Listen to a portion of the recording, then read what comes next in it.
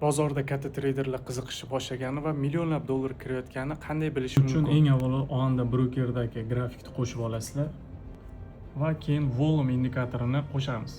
Sozlamasiga kirasizlar, style bo'limiga kirib volume AMA sizlarda o'chirilgan bo'lishi mumkin. Qo'shib olgandan keyin inputsga o'tamiz va 20 sozlamasini kiritamiz. volumni sozlamasini qilib olgandan keyin bizga shu ko'rinishga keladi.